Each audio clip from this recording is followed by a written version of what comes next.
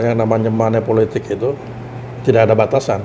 Dia strict, sudah pelanggaran, pidana bahkan.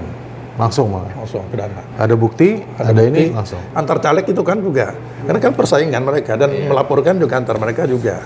Bahkan di internal kata. Internal bisa. Saya ini katanya pokoknya mau ini ya, itu kita kan juga.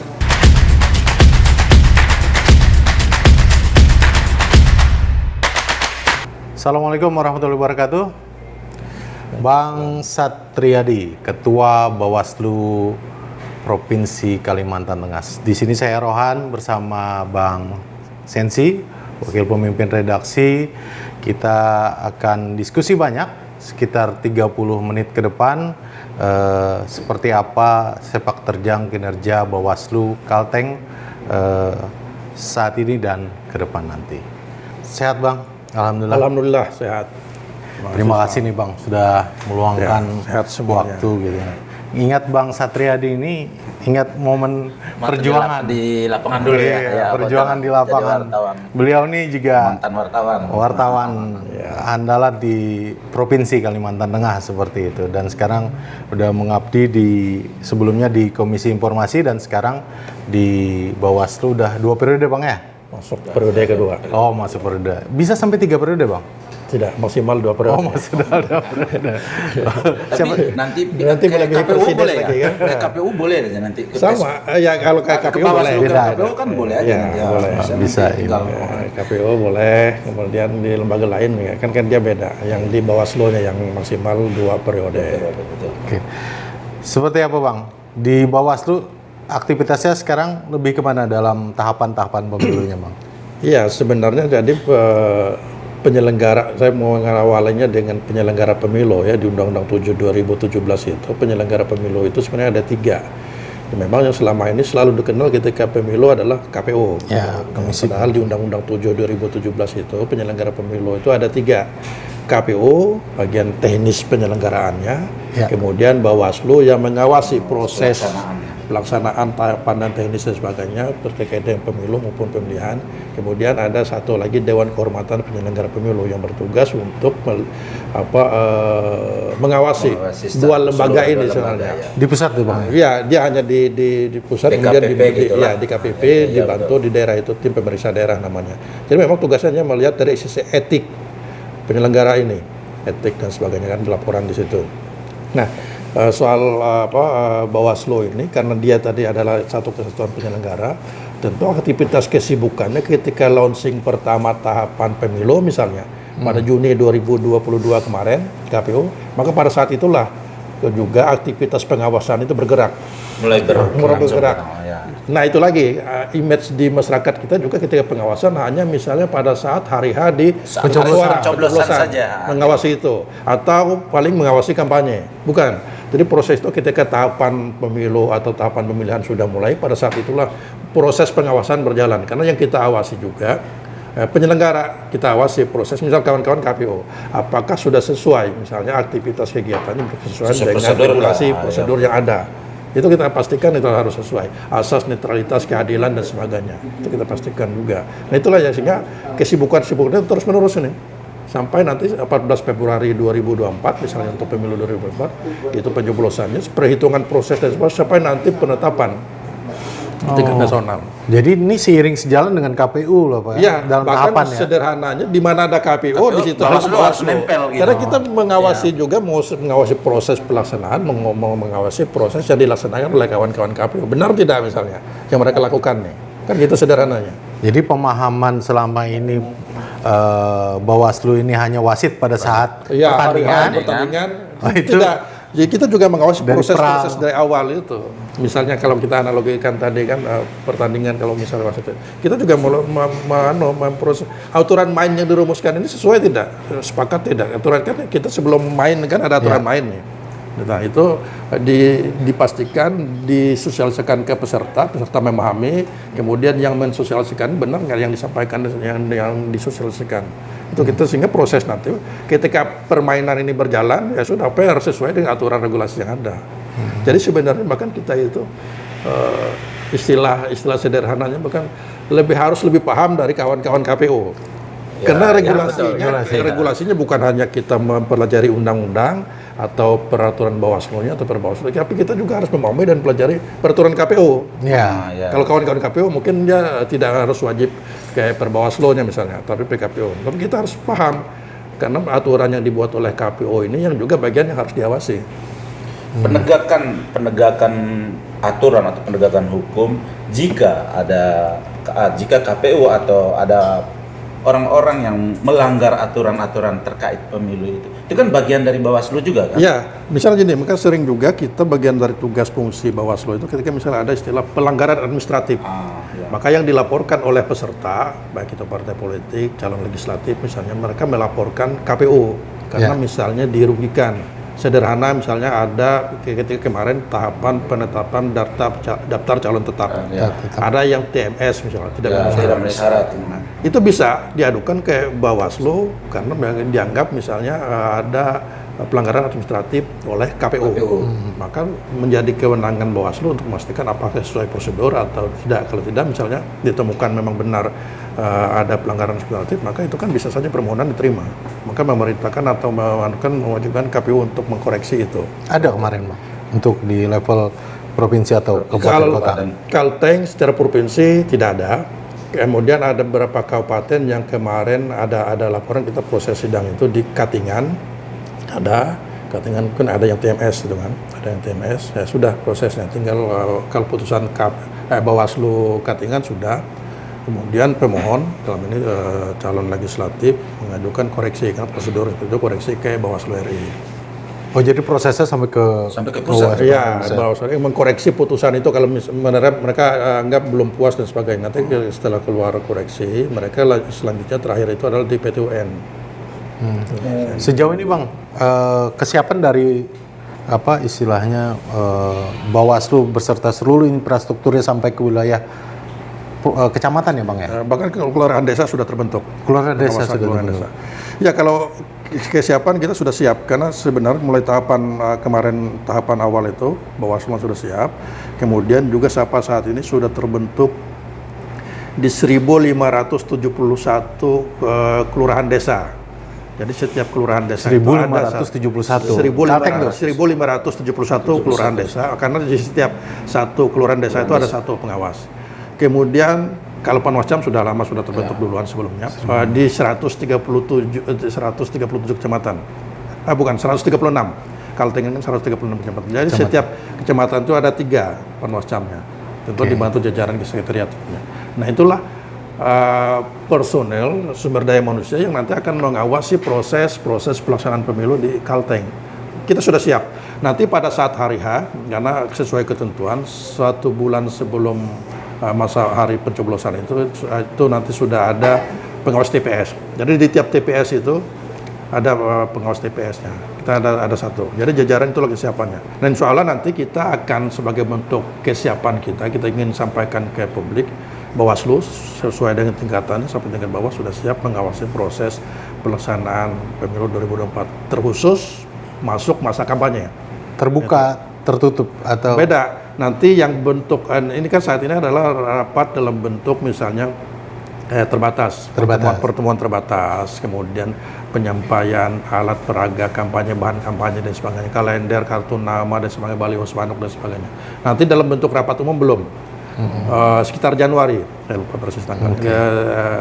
Januari itu baru kampanye dalam bentuk rapat umum yang di lapangan itu. Outdoor dan sebagainya. Sekarang masih pertemuan terbatas dan sebagainya. Kayak misalnya ada yang belusukan ke pasar dan sebagainya. Nah, pada tahapan itulah kawan-kawan kita semua di pengawas itu memastikan pertama dari sisi aspek prosedural dulu. Misalnya seperti apa? Contoh saja misalnya ketika baliho misalnya. Karena kan juga sudah ditetapkan zonasi. Ya. Di mana saja yang dibolehkan memasang. Artinya di luar zonasi itu berarti tidak boleh. Maka menjadi kita sampaikan bahwa ini perlu diterapkan. Itu sederhananya. Yang tidak boleh sedikit Bang, di mana aja Bang? Tempat ibadah, sarana dan fasilitas pendidikan. Kemudian agama, tempat ibadah. Misalnya sarana prasarana milik pemerintah. Itu yang kantor pemerintahan. Ya, kantor pemerintahan dan sebagainya. itu tidak boleh, termasuk TNI, Polri juga tidak boleh. Di luar itu dibolehkan, dalam artian itu nanti akan disesuaikan dengan zonasinya di mana, zonasinya. Karena kan bisa saja misalnya zonasi ini juga dasar penentuannya juga tentu memperhatikan peraturan daerah setempat, peraturan wali kota, bupati dan sebagainya. Misalnya di simpang jalan dan sebagainya, pertigaan dan sebagainya itu kan jelas tidak boleh karena akan mengganggu aspek gitu, lalu lintas misalnya itu memang diatur semua kalau seperti itu. Dan sudah genderang kampanye kan sudah mulai nih Bang. Dalam pergerakan mereka kampanye dan lain sebagainya untuk memperkenalkan diri kepada konstituen ini, tentu kan ada potensi-potensi nih Bang, kecurangan dan lain sebagainya. Sebelum kita membahas potensi kecurangannya, nanti mungkin Bang Sensi bisa ini, dari masyarakat sendiri kalau melihat ada sesuatu yang tidak pas, itu seperti apa proseduralnya Bang? Ya, nah itulah kita juga membuka ruang partisipasi publik ketika melihat, mendengar atau apalah misalnya ada informasi dan sebagainya ketika terkait dengan hal-hal yang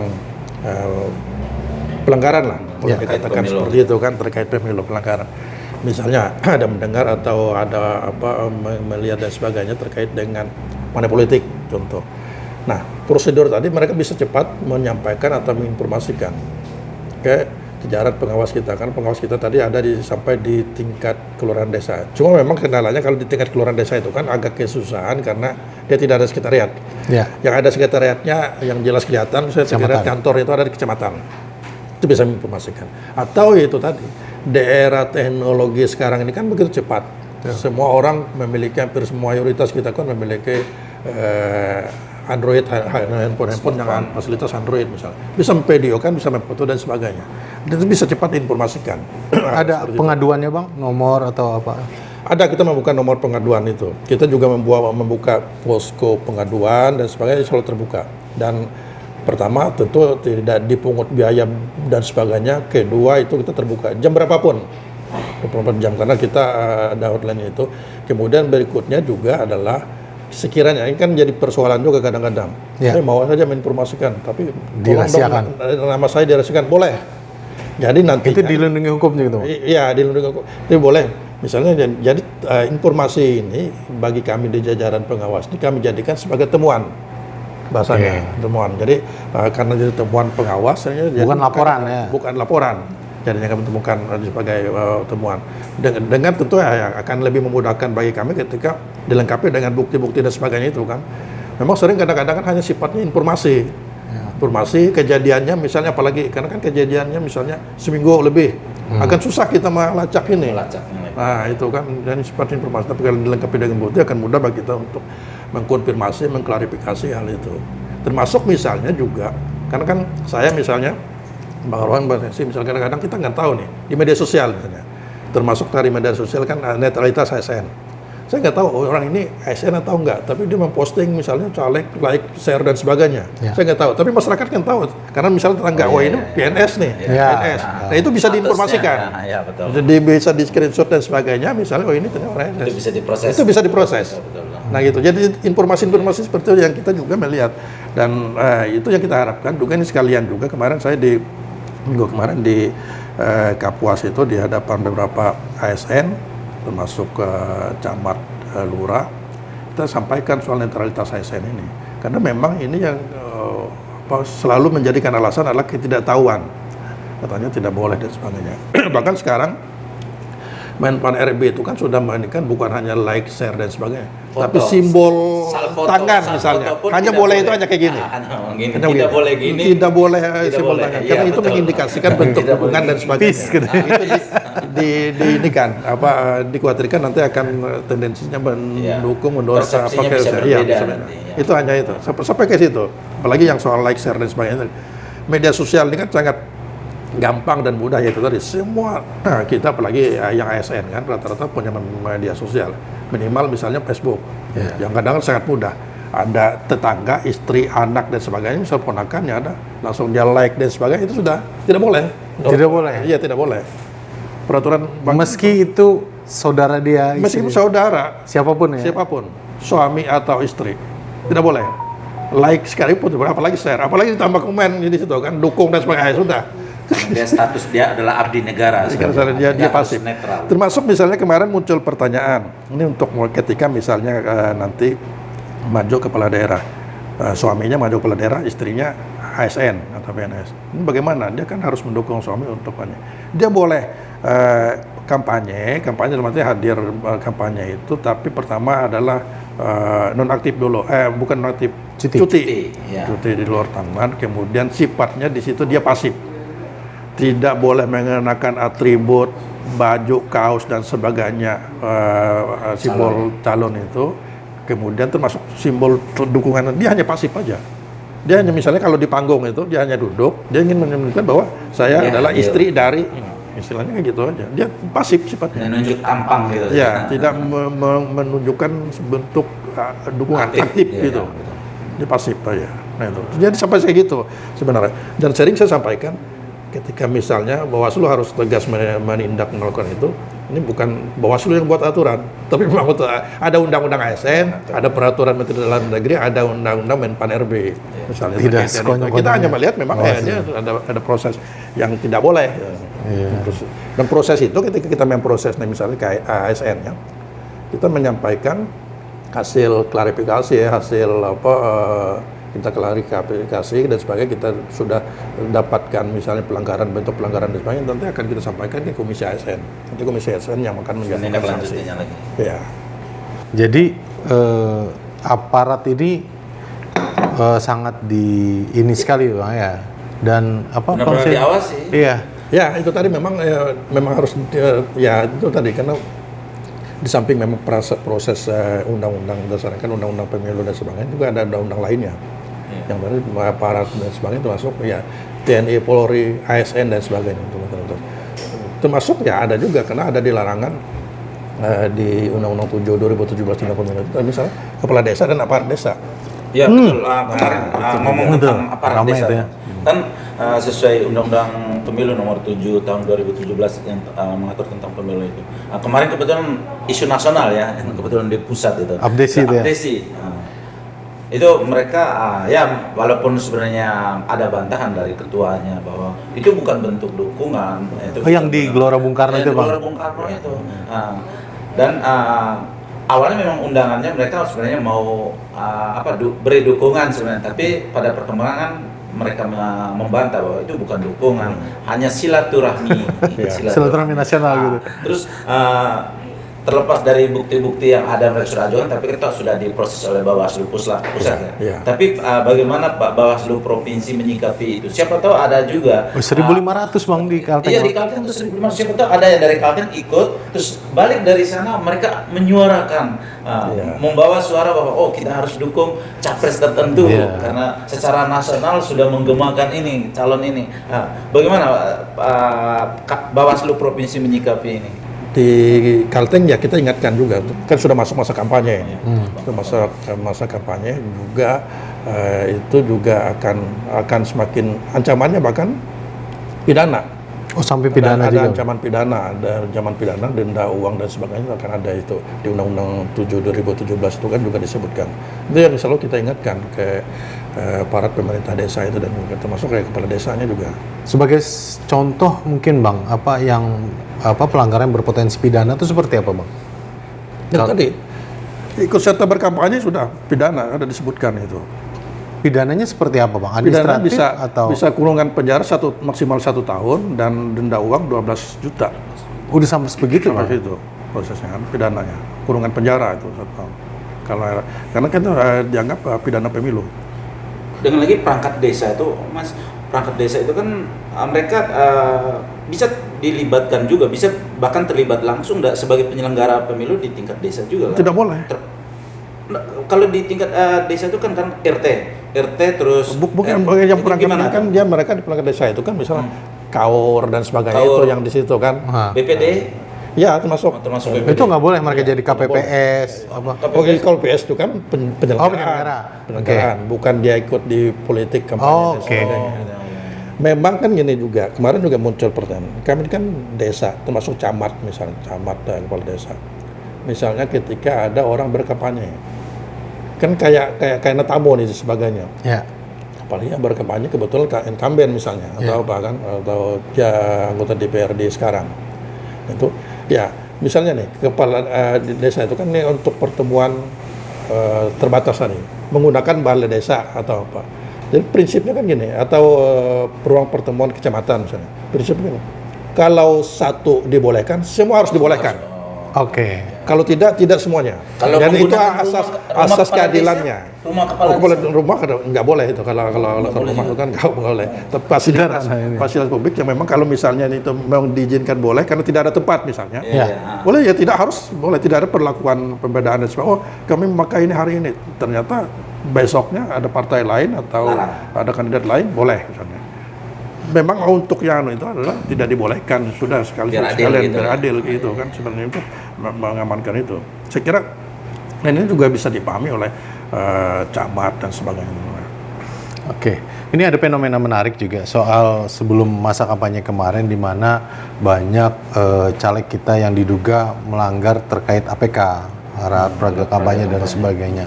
Ada dari netizen nih, Bang Satriadi, cuitan bahwa istilahnya kok mereka belum nyalek aja udah ngelanggar aturan gitu kan. Ini gimana ini gitu kan. Ini apakah banyak dari caleg-caleg kita sendiri belum memahami tata aturan baik soal APK atau soal pelaksanaan dan hingga nanti pada saat mereka diterapkan seperti itu, seperti apa Bang? Iya, itu sebenarnya juga ini jadi bisa dikatakan problem tersendiri. Misalnya ketika kita ambil contoh misalnya baliho saja, itu kan juga dianggap mungkin selama ini salah satu faktor juga adalah sanksinya boleh dikatakan hampir tidak ada sanksi. Sanksinya hanya penurunan. Misalnya ketika melanggar dan sebagainya. Bagi caleg itu pun ya sudah, nggak apa-apa diturunkan. Kan gitu kadang-kadang itu. Ini jadi persoalan sendiri. Kita berharap padahal ini jargon pemilih cerdas itu kan di situ. Ada kredit poin bagi masyarakat ketika orang ini sering melanggar nih. Ada kredit poin di publik di masyarakat. Untuk apa memilih dia? Dia mau menghalalkan segala cara nih. Nah itu. Jadi itulah proses pendidikan dan proses pendewasaan pemilih kita sebenarnya juga di publik kita. Kita berharap di situ. Jadi sudah pada tataran bukan hanya coblos, pulang dan sebagainya. Itu sudah pada tataran bisa memilah. Wah ini orang misalnya sudah tidak fair, tidak konsisten dan sebagainya misalnya. Nah disitulah saya kira jadi publik juga menilai melihat itu di luar aspek yang memang tadi saya katakan ketika memang proses pelanggaran yang terjadi kita menemukan itu atau mendapatkan laporan itu, Bawaslu juga memproses itu. Tapi di sisi lainnya tadi hukuman sosial masyarakat itu akan muncul. Itu yang juga saya kira penting juga ini. Sehingga dengan dampak dari itu calon legislatif atau calon lainnya juga akan pikir-pikir misalnya ketika entah berbuat curang, melakukan pelanggaran dan sebagainya. Itu saya kira penting. Itu proses pendidikan. Jadi demokrasi kita, pemilu kita sebenarnya harusnya meningkat terus nih. Proses pendewasaannya seperti itu. Jadi ada kemajuan berpikir di masyarakat kita, juga ada sanksi moralnya di caleg ini. Jadi sebenarnya juga maju caleg kita tidak asal nyalek dan sebagainya. Juga paham misalnya aturan regulasi dan sebagainya kan gitu tuh. Jadi potensi kalau yang lebih besar lagi Bang, potensi gangguan, potensi bahkan sampai tingkat rusuh dan lain sebagainya. Di Kalteng seperti apa Bang?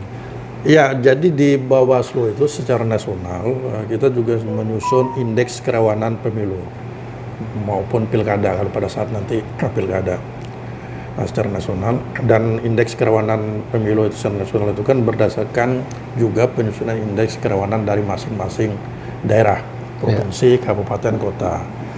Nah untuk Kalteng ini memang indeks kerawanannya dia rendah sebenarnya, masuk kategori rendah. Karena di antara indikator-indikator jadi ada tinggi, sedang, rendah, kira-kira rendah Bang? Tinggi itu kan mendekati rawan dan sebagainya, potensi rusuh dan sebagainya bahkan ada. Sedang, kemudian rendah, Kalteng ini rendah. Tapi memang aspek-aspek yang dilihat, misalnya ada beberapa indikator di antaranya memang adalah aspek geografis. Tadi kemudian juga soal transportasi, komunikasi, jaringan komunikasi dan sebagainya. Itulah yang jadi. Karena berdampak, karena misalnya ada aspek geografis saja, ketika ada gangguan distribusi logistik, maka kan potensi menjadi rawan. Terganggu gitu. Terganggu. Bisa saja akses berikutnya akan muncul nih. Kemudian juga telekomunikasi tadi kenapa juga masuk dari itu? Karena misalnya ketika ada proses keterlambatan tadi, ketika mengkomunikasikan akan terlambat, agak susah, blind spot dan sebagainya. Jadi gambaran seperti itu. Tapi Kalteng udah semakin berbenah. Ya, proses pendewasaan di masyarakat kita alhamdulillah juga bagus. Namun itu tadi, ini bukan membuat kita lengah dan sebagainya. Ini kan karena indeks yang kita susun adalah sebagai pengingat atau warning bagi kita bahwa ada beberapa hal yang memang harus kita antisipasi untuk melihat potensi. Kita berangkat selalu ada potensi kerawanan, selalu ada. Karena tinggal skalanya aja. Ya. Skalanya tinggi, sedang, rendah itu. Tetap potensi itu ada, selalu ada. Oke. Masuk masa kampanye ini, salah satu yang titik kerawanan yang sering kali terjadi itu terutama di Pilpres mungkin ya. Atau bisa juga tetap terjadi di kalangan legislatif adalah bermainnya isu-isu SARA, Bang. Iya. Ini kan juga menjadi salah satu jualan manis nih, Bang. Biasanya paling mudah menggoreng soal SARA ini. Seperti apa itu, Bang, di Kalteng sendiri, dan kalaupun ada Bawaslu bersama Gakumdu seperti apa penindakannya? Karena memang isu SARA ini kan yang memang menjadi konsen kita di masa-masa kampanye ini kan isu SARA, isu hoax tadi, informasi hoax ini kan trennya selalu naik. Karena itu tadi media sosial banyak, kemudian masing-masing orang punya HP pintar dan sebagainya ini. Kan mudah. Dan di hutan aja selama masih ada sinyal, ketika dia misalnya menemukan informasi hoax meskipun hanya baca judul, langsung di-share-kan dan sebagainya, di grup dan sebagainya, itu sangat cepat. Ya termasuk tadi itu. Di jajaran kami nanti insya Allah akan menindak tegas hal-hal seperti itu. Langsung kita ingatkan. Pertama kita proses di Bawaslu itu kan kita awasi, ada istilah kami awasi, cegah dan tindak. Pertama kita awasi proses kampanye dan sebagainya. Ketika sedikit mulai agak mengarah ke tadi isu SARA, mendiskreditkan dan sebagainya, kita cegah, kita ingatkan, oh ini tidak boleh. Kalau sudah kita ingatkan, maka tentu ada tindakan, proses pelanggaran kan, yang terjadi. Dari itu kita berusaha untuk meminimalisir hal seperti itu, karena muncul misalnya isu SARA dan sebagainya, kemudian informasi yang bersifat hoax dan sebagainya, mendiskreditkan, kemudian kalau kampanye itu sifatnya menyerang pribadi seseorang dan sebagainya. Itu memang di undang-undang pun yang memang sudah jelas larangannya tidak boleh. Di lapangan kita upayakan melalui pencegahan dan penindakan. Jadi secara kalau dari pengawasan Bawaslu sendiri, tingkat kerawanan atau potensi kerawanan itu kebetulan tahun depan kan kita tanggal 14 Februari itu bersamaan Pileg dan Pilpres. Untuk Pilpres kan secara nasional. Pileg ada yang nasional, ada yang daerah, provinsi dan kabupaten.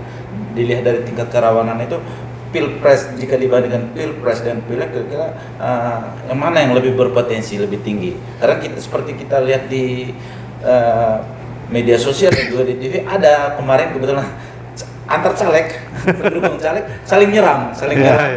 Karena padahal satu partai itu, partai karena mungkin cemburu nomor urutnya saling serang gitu. Itu di satu partai itu. Belum antar partai. Belum lagi antar partai. Itu kira-kira gimana? Nah, pertama memang itu untuk menjawab itu, pertama itulah pentingnya pengaturan jadwal kampanye diatur. Misalnya ketika paslon atau calon presiden A berkampanye di titik ini, maka yang B di titik yang lainnya. Itu kan diatur semua itu.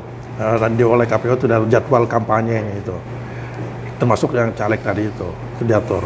Menghindari itu kan karena pertemuan titik massa dan sebagainya.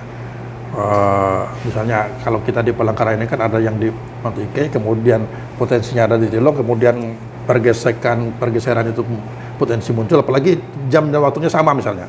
Itu dihindari karena memang dia diatur. Nama potensi itu. Kedua adalah tadi itu tidak menutup bahkan sama satu partai pun. Di kita itu misalnya gini, kita ada istilah sengketa cepat yang dilakukan oleh kawan-kawan macam.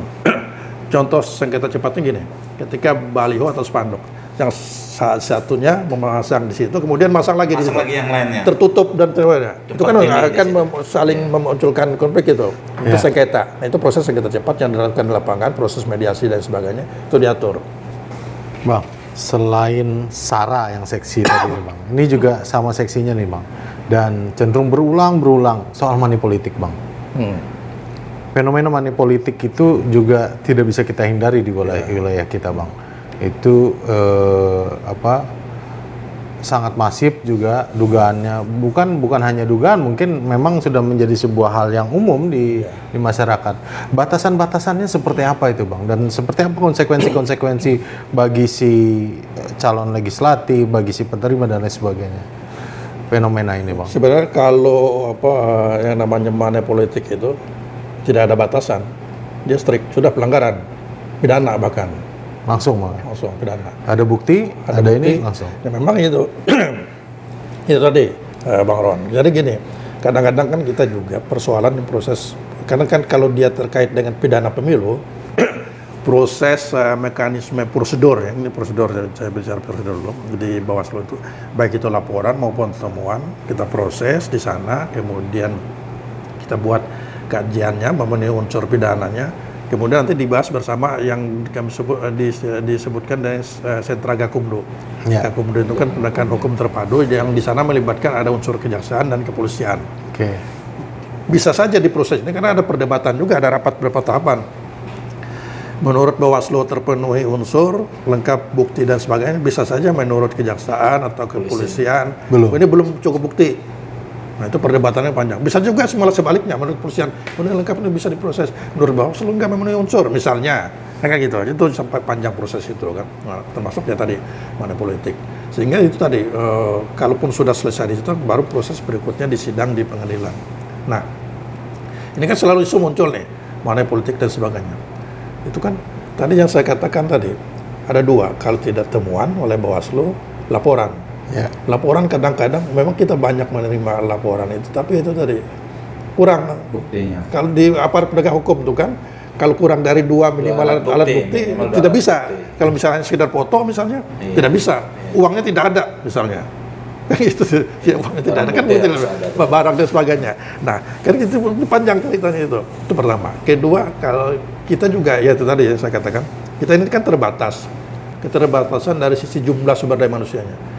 Bisa saja pada saat kita ngobrol di sini misalnya, di sebelah misalnya kejadian itu di luar jangkauan pantauan misalnya, hal seperti itu kan keterbatasan. Itu yang selalu kami harapkan, memang itu tadi aspek pengawasan partisipasi masyarakat itu muncul di situ. Sederhananya gini, ketika misalnya ada pihak-pihak yang ingin merencanakan atau melakukan money politik, ketika publik mengatakan hati-hati misalnya atau saya laporkan, setidaknya mikir 2 kali kan, nah, atau belum apa-apa, kayak gini aja sudah misalnya, orang kan mikir, setidaknya bagian dari sederhana itu dia akan mikir, nggak jadi nih, kan kayak gitu tuh, melakukan itu, setidaknya itu kan kalau kita semua berpolisi seperti itu kan akan ini, atau nanti ya informasikan di videokan dan sebagainya, informasikan atau laporkan ke penyelenggara, itu kan proses, kan akan jelas itu, kan itu sangat membantu. Jadi ya itu tadi bagian dari saya kira partisipasi masyarakat, dan kemudian bagian dari upaya kita mencegah kecurangan, proses pelanggaran itu ya paling tidak mau seperti itu saya kira yang memang bisa kita lakukan. Itu kalau bentuknya uang, Bang. Kalau bentuknya bukan uang, sembako, tapi dan lain sebagainya. Nah itu kan ada ketentuan PKPU, ada batasan. Misalkan kerudung, penutup kepala, ada istilah itu kan, penutup kepala itu kan bisa topi, bisa. Boleh kan itu? Ya? Ada misalkan. Batas maksimalnya ada nilainya. Ada nilainya. Batas misalnya 25.000. Di atas misalnya nilainya 2 juta misalnya. Itu kan sudah tidak boleh, itu sudah money politik. Jadi memang ada nilainya di PKPU tentang pemilu itu tentang kampanye juga sudah diatur nilainya bentuk barang. Sembako batasannya berapa? Ada batasannya juga. Ada batasan juga. Nah, kemudian karena ini pernah kejadian juga tapi bukan di Kalteng, ada di provinsi lain, dan kejadian ini di pemilu 2019. Modusnya kan macam-macam nih. Ada yang mengisi token listrik misalnya. Oh, okay. Itu tidak boleh. Lebih kreatif. Lebih kreatif itu. Tidak boleh, itu pidana sudah, karena itu sudah bagian dari money politik. Karena di luar dari yang tokennya 25.000. Di luar dari yang diatur oleh PKPU itu tidak boleh, itu pidana. Ya itu tadi kan bukan hanya soal dilihat nilainya, oke tadi kan soal nilai tidak boleh disampaikan tidak boleh lebih dari 200 ya. Ini kan 25.000 saya kasih langsung, tapi itu money politiknya jelas. Oh, kalau dalam bentuk bukan nilai, bukan nilai. Jadi gaung Kalau barang itu kan dia nilai. Dan barangnya pun disebutkan, ada jenis barangnya juga. Iya. Kalau jenis barangnya misalnya HP kayak gini kan juga lebih. Jadi jargon serangan pajar itu menjadi sebuah momok atau menjadi sebuah perhatian khusus dari Bawaslu, Bang? Kalau kita itu ya tadi bukan hanya menunggu di serangan pajar ya. Dan saat sekarang itu sudah awas itu. Sudah kita awasi. Jadi Kan tidak biasanya bisa- paling banyak diserang. itu kan soal intensitas itu kan, intensitas dan sebagainya. Justru nanti di kan serangan pajar itu kan dia kan 3 hari sebelum pencoblosan itu kan ada masa tenang. Masa tenang, betul. Masa tenang yang bagi masyarakat adalah masa tenang maksudnya, tapi bagi penyelenggara kami pengawas itu masa yang tidak menenangkan. Karena kami bergerak justru di situ. Jadi dari masa itu bahkan sebenarnya ya itu tadi saya sampaikan di tahapan persiapan semakin intensitas tinggi nanti di masa tenang kita bergerak. Biasanya kita bahkan melakukan patroli pengawasan. Malam pun berkeliling. Itu prosesnya, ya, termasuk itu tadi soal istilah serangan pajar dan sebagainya. Jadi kita upaya melakukan deteksi dini kita lakukan mulai dari proses masa tenang tadi itu. Jadi bergerak terus ini. Itu tadi kita berharap misal bisa saja informasi dari masyarakat tuh ada info si A nanti besok akan membagikan apa atau uang misalnya. Kalau info itu sudah beredar di ini kan apalagi kalau penyelenggara kita bisa melakukan antisipasi terhadap hal itu. Itu yang saya katakan itu pentingnya adalah informasi dari masyarakat dari siapapun. Bahkan sering itu biasanya juga adalah, tapi itu kan hak masing-masing orang. Antar caleg itu kan juga, karena kan persaingan mereka dan melaporkan juga antar mereka juga. Bahkan di internal kata. Internal saya ini katanya infonya mau ini ya, itu kita juga. Tapi bagi kami di penyelenggara atau petugas pengawasan ya udah tetap ya melihat ini hal yang harus memang kita cegah dan harus kita tindak. Baik, Bang Satriadi, kita doakan Bang Sensi, kawan-kawan di Panwas di 1571 di kelurahan dan desa dan di 136 Panwas kecamatan di Kalimantan Tengah dan kawan-kawan di kabupaten kota semua bisa melaksanakan tugasnya dengan baik hingga pada masa penetapan nanti, Bang. Demikian podcast Ruang Redaksi hari ini, sama-sama kita berharap besar pelaksanaan pemilu pencoblosan 14 Februari 2024 nanti bisa berjalan dengan baik. Terima kasih. Assalamualaikum warahmatullahi wabarakatuh. Waalaikumsalam.